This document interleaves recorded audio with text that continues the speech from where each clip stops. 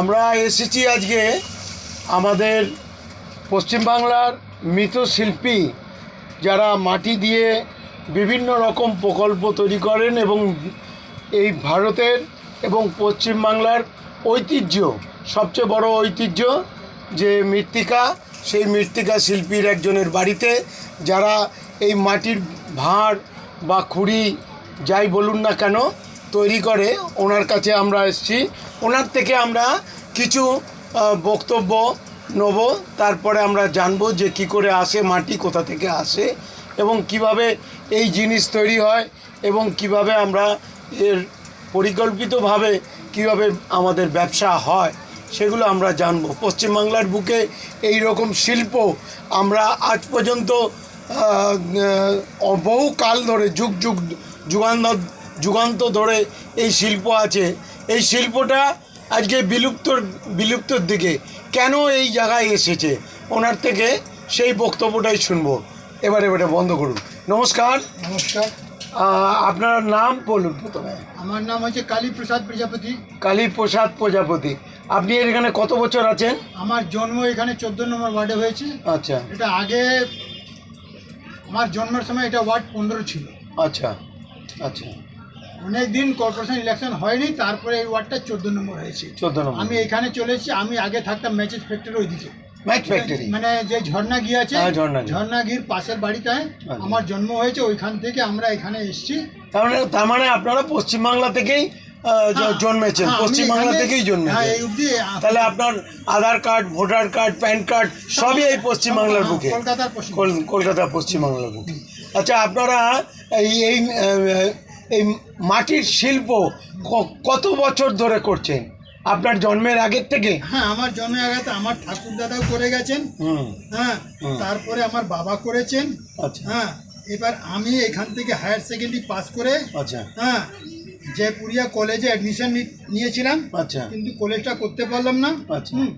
তারপরে আমি সুভাষ বিদ্যা মন্দির, ওইখান থেকে একটা হিন্দি ট্রান্সফার হয়েছিল মুরারিপুকুরে। হ্যাঁ, 45/H/12 মুরারিপুকুর রোডে। ওইখানে আমি কিছুদিন মাস্টারি করেছি। ওই মাস্টারিটা করার পরে আমাকে ওইখান থেকে প্রস্তুতি দিয়েছিল যে আপনারটা এখানে আমরা করিয়ে নেবো। কিন্তু ওইখানকার যিনি হেড টিচার ছিলেন, উনি আমার কিন্তু প্রাথমিক শিক্ষা গুরু ছিলেন। আচ্ছা। ওই জিনিসটা ওইখানে একটু জাতিবাদ এসেছিল। তাই বলে ওইখানে কিছু টাকার বাবদে 300 টাকা, মাত্র 300 টাকার বিনিময়ে উনি আমাকে ওইখান থেকে ফসকিয়ে দিলেন।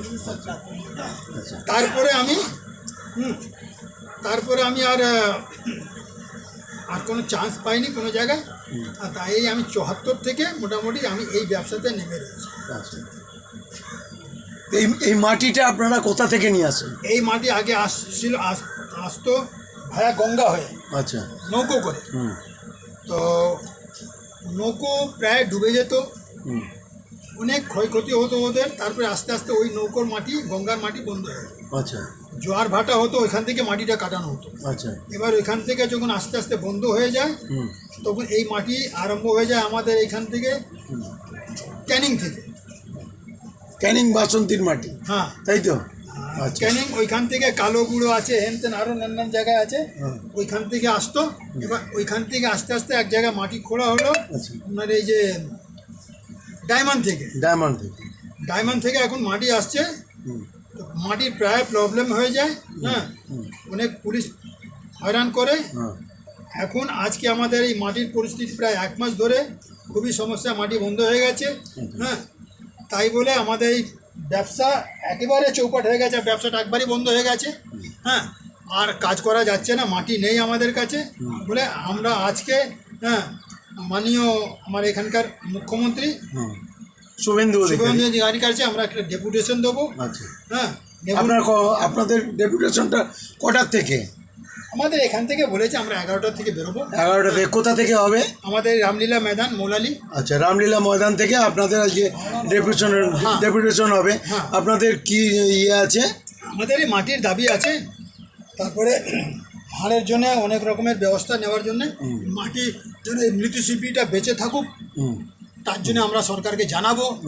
এর আগেও আমরা জানিয়েছি, কিন্তু তারপরে আমাদের কোনো কাজ হয়নি। আমি মমতা দিদি সরকারেও আমরা জানিয়েছি, কিন্তু আমাদের কোনো কাজের শুধু প্রতিশ্রুতি দেওয়া হয়েছে যে হ্যাঁ দেখা যাবে। এইগুলো আচ্ছা, তাহলে আপনারা এখন মাটির সমস্যার জন্য আপনারা কাজ করতে পারছেন না কাজ করতে পারছেন না। এবং পেটের রোজগার আপনাদের পুরোপুরি বন্ধ হয়ে বন্ধ হয়ে গেছে, যাচ্ছে। বন্ধ হয়ে আছে। আশা রাখবো আগামী দিন আমাদের নতুন সরকার পশ্চিমবঙ্গের মুখ্যমন্ত্রী Shri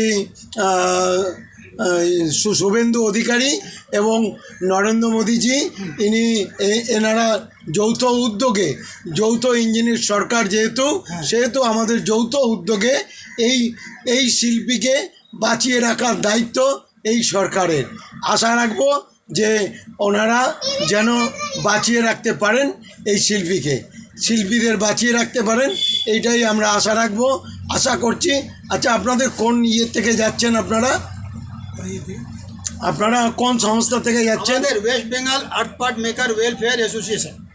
West Bengal earth part maker welfare association. এতে আমাদের মৃৎশিল্পীরাও আছে, আচ্ছা আমাদের এই যে হাড় সম্বন্ধে যারা কাজ করে তারাও আছে। আচ্ছা, মানে মাটি সম্বন্ধে আমাদের পুরো পাল পশ্চিমবাংলার থেকে আমরা এই মানে যারা ঠাকুর তৈরি করে তারাও আছেন, তারাও। সমস্ত যারা মাটির যে কোনো করে খেলনা যা কিছু আছে তারা প্রত্যেকেই এই ইয়েতে আছে, অর্গানাইজে আছে।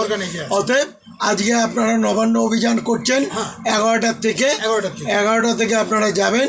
আপনি ওখানকার কি আছেন? প্রেসিডেন্ট? আমি ওখান থেকে ভাইস প্রেসিডেন্ট আছি। আচ্ছা, আপনি ভাইস প্রেসিডেন্ট আছেন। মোটামুটি আর শরীর কাজ করে না বলে ওখানে আর আমি বেশি সময় দিতে পারি না। আমি প্রায় 2 বছর ধরে 2 বছর ধরে অসুস্থ চলছি বলে আমি তাদেরকে জানিয়েছি, বলে ঠিক আছে সময় বেশি সময় আসবেন। হ্যাঁ, আমাদের প্রেসিডেন্ট হচ্ছেন মাননীয় মোহনলাল প্রজাপতি এবং আমাদের সেক্রেটারি হচ্ছেন মাননীয় রাম অবতার প্রজাপতি। আচ্ছা, ঠিক আছে, থ্যাংক ইউ আপনাকে এই বক্তব্য রাখার জন্য। আপনারা সুস্থ থাকুন, ভালো থাকুন।